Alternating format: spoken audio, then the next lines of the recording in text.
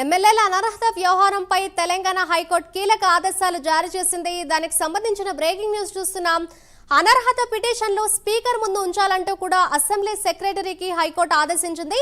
అనర్హత పిటిషన్లపై 4 వారాల్లో నిర్ణయం తీసుకోవాలని స్పీకర్ను హైకోర్టు ఆదేశించింది. ఇదే అంశంపై మరింత సమాచారాన్ని మా ప్రతినిధి ప్రవీణ్ అందిస్తారు. ప్రవీణ్, మాధురి, అయితే ఎమ్మెల్యేల టీఆర్ఎస్ ఎమ్మెల్యేల పార్టీ ఫిరాయింపుల ఎమ్మెల్యేల అనర్హత పిటిషన్ పైన ఈ రోజు హైకోర్టులో తుది తీర్పు వెలువడిందని చెప్పాలి.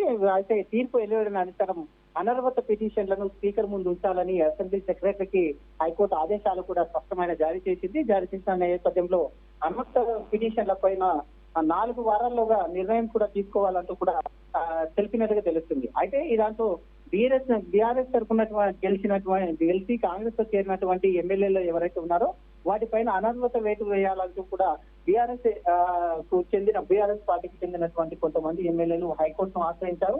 హైకోర్టులో పిటిషన్ దాఖలైన నేపథ్యంలో గతంలోనే ఈ తీర్పుని రిజర్వ్ చేసింది హైకోర్టు. రిజర్వ్ చేసిన క్రమంలో కూడా ఈ రోజు తీర్పు వెల్లడించడం అయింది. అదే దాంట్లో కూడా Hyderabad MLA Danam Nagender, Srisailam MLA Kadiyam Srihari, Bhadrachalam MLA తెల్ల వెంకటేశ్వరరావులపై అనర్హత వేటు వేయాలంటూ దాఖలు చేసిన పిటిషన్ల పైన ఆగస్టులోనే విచారణ జరిపిన హైకోర్టు నేడు తీర్పును రిజర్వ్ చేసి ఈ రోజు తీర్పు వెలువడించింది. కాసేపటి క్రితమే తీర్పు వెలువడించింది. పార్టీ మారిన ఎమ్మెల్యేలపై వేటు వేయాలని స్పీకర్ ముందు ఫిర్యాదులను ఉంచాలని చెప్పింది. అయితే 4 వారాల్లో ఖచ్చితంగా ఈ దానిపైన నిర్ణయం తీసుకోవాలంటూ కూడా ఈ యొక్క హైకోర్టు అయితే ఈ రోజు స్పష్టమైన ఆదేశాలు అయితే జారీ చేసింది. అయితే ఎమ్మెల్యేల పాడి కౌశిక్యులతో పాటు వివేకానంద రెడ్డి వీళ్ళిద్దరూ కూడా కోర్టును ఆశ్రయించడం జరిగింది. వీళ్ళపైన అనర్హత వేటు వేయాలని పైన ఈ రోజు తీర్పు 4 వారాల తర్వాత ఇప్పుడు స్పీకర్ చేతిలో ఉంది కాబట్టి స్పీకర్ దీనిపైన 4 వారాల తర్వాత ఎలాంటి నిర్ణయం తీసుకోబోతున్నారు అనేది వేచి చూడాల్సి ఉంది.